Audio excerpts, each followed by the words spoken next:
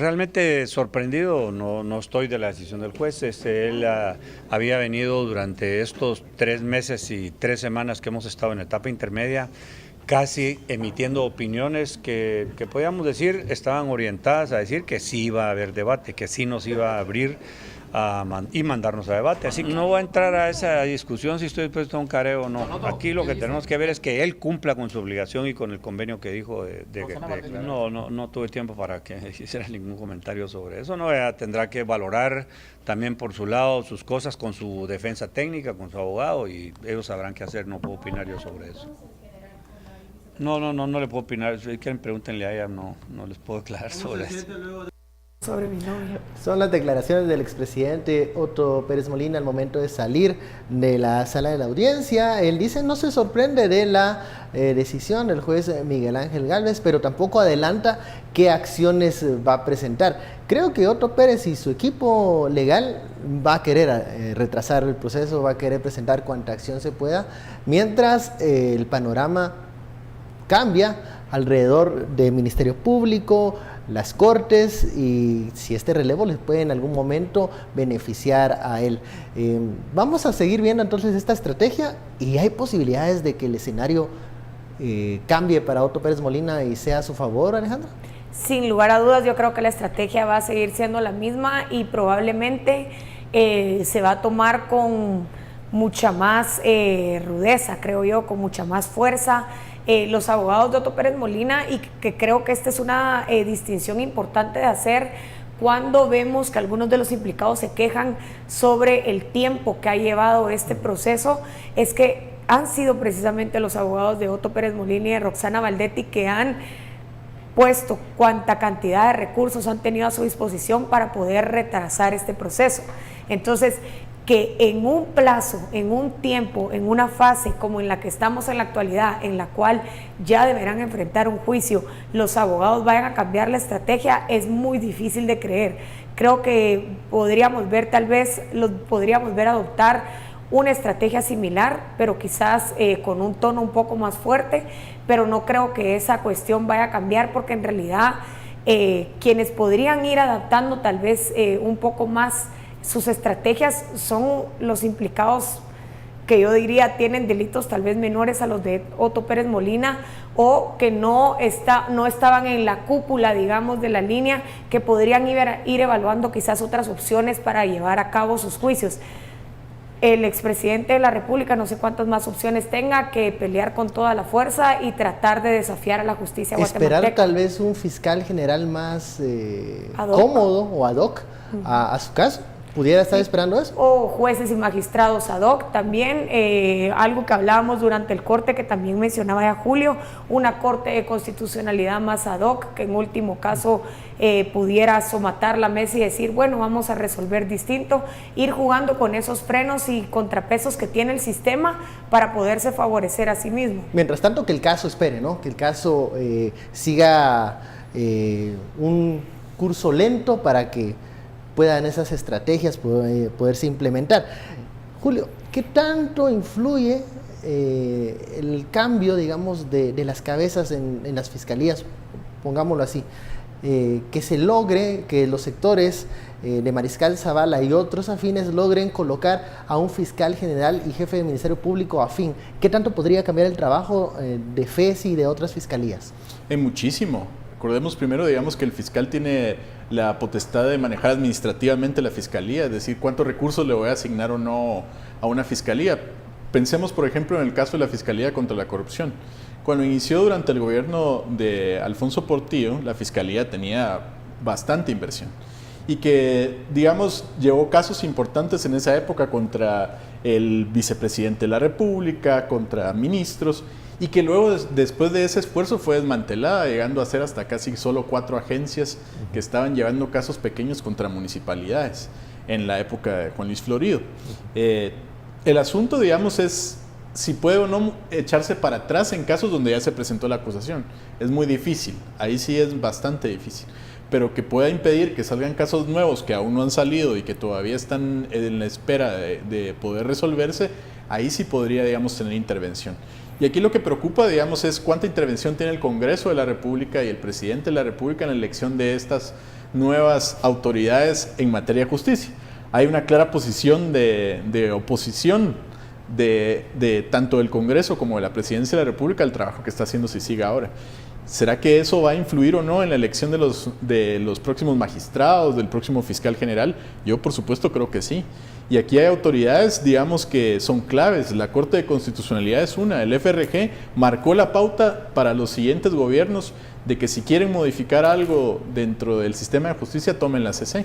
Acordemos que para la inscripción de Efraín Ríos Montt como candidato presidencial, lo que hicieron fue empezar a cooptar todas las plazas que tienen, desde la presidencia, el Congreso, el OJ y en ese entonces la Universidad de San Carlos, para poder tener, digamos, la mayoría en las decisiones que tome la CC. Por eso les preguntaba yo en los bloques anteriores que al no modificarse esta forma de designar jueces, incluso también al fiscal general, estamos ante la posibilidad de que se pueda designar a alguien que no va a tener la independencia necesaria. ¿Qué hacer para evitar esas decisiones? El presidente tiene que elegir el otro año al próximo fiscal. Creo que en este tipo de situaciones cuando se cae la tesis de que solo la institución importa y no la persona. La institucionalidad es sumamente importante y la institucionalidad en muchas formas, si es una institucionalidad que funcione efectivamente y que fortalece las instituciones, pues va quitando un poco de esa discrecionalidad que tienen las personas para actuar en algún momento de forma arbitraria o tratar de cooptar el Estado. Sin embargo, las personas sí son importantes porque en distintos tiempos definen cómo funciona la institucionalidad de las distintas instituciones que representan. Creo que quedó ahí un poquito como trabalenguas, pero sí terminan siendo importantes las personas porque vemos hoy un ejecutivo sumamente debilitado, un sistema de justicia que aún se encuentra debilitado y son estos órganos con esa pobre institucionalidad que existe dentro de los mismos, liderados por personas en las cuales los guatemaltecos no confían, quienes van a tener que tomar estas grandes decisiones, digamos, decisiones como designar al fiscal general, que es lo que tiene que hacer el presidente de la República el siguiente año, y como designar a jueces y magistrados, que es lo que tiene que hacer el Congreso de la República también. Entonces, esto representa una amenaza grandísima y nos deja, creo yo, que ahí es cuando se cierra un poco el debate y decimos, no es posible seguir o sostener este sistema si no hay personas probas dentro del mismo.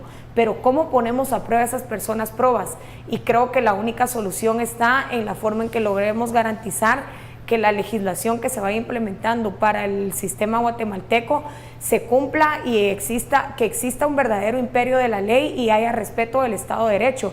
Si las leyes siguen siendo menos importantes que quien las interpreta o que quien las aplica, creo que entonces no estamos haciendo una apuesta importante por un verdadero Estado de Derecho. Cuando escuchamos antes de que el juez Miguel Ángel Gálvez tomara la palabra, los argumentos de la defensa, muchos de ellos, por ejemplo, por citar uno, Carlos Muñoz decía que en su administración frente a la SAT se había incrementado la recaudación y que eso era un signo de que, bueno, no existía esta famosa mafia de la línea, porque entonces se hubiese visto un descenso.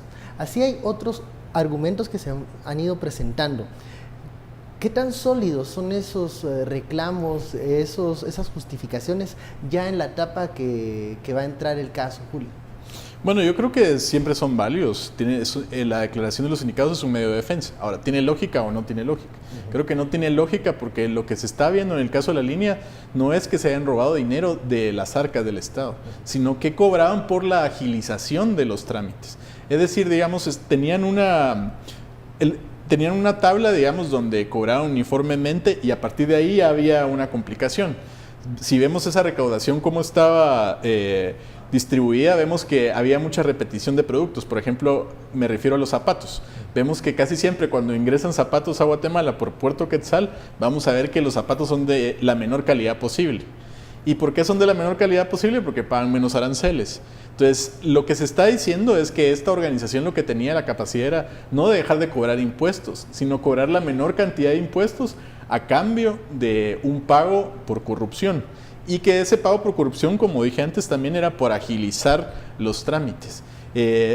en ese sentido, digamos, las argumentaciones de Carlos Muñoz no tienen ninguna relevancia para la teoría del caso del Ministerio Público, porque no es eso lo que se está persiguiendo. Lo que se está persiguiendo. ¿El Ministerio Público puede en este momento, ya en esta próxima etapa, presentar nueva información para amarrar más estas acusaciones? Incluso dentro del debate se puede presentar nueva prueba. Ahorita viene el ofrecimiento de pruebas que, digamos, sería la etapa oficial, donde se presentan ya, digamos, los elementos que tiene el Ministerio Público con los que cree suficiente ir a juicio y conseguir una condena. Pero, digamos, si apareciera algo nuevo, todavía el Código Procesal Penal permite incorporar ese nuevo elemento de prueba. Dudo que eso vaya a pasar, porque, digamos, ya la investigación está bastante sólida y bastante armada. Es un caso, digamos, que tiene miles de escuchas, que tiene miles de correos electrónicos, y que en esas escuchas no está cualquier cosa contenida, sino es la información de cómo funciona. Ahora hago la pregunta a la inversa. ¿La defensa puede cambiar, digamos, algunos argumentos que presentó en esta fase? Yo esperaría que sí, porque el problema, digamos, es que... no lo convencieron sí, los argumentos. La defensa hasta ahora lo que ha hecho es hablar de la forma, chivo, pero nunca del fondo. Ya. Entonces, ¿por qué, digamos, si sienten tan sólida su defensa, no se centran, digamos, en por qué las pruebas que ha presentado el Ministerio Público no tienen validez? Nunca hemos escuchado nada de eso de las defensas, por ejemplo, de Otto Pérez Molina o de Roxana Valdet. Mucho se habla sobre la forma, si el juez es competente, si sí o si no, pero nunca oímos por qué, por ejemplo, las escuchas no tienen ese sentido del que se está dando, o por qué sí pudieron enriquecerse durante ese periodo legalmente. Quizás están persiguiendo al delito. Están persiguiendo y no a la persona, tal vez están utilizando esa teoría. Bueno, vamos a la pausa. La etiqueta de la noche, SF, a juicio, volvemos luego al corte.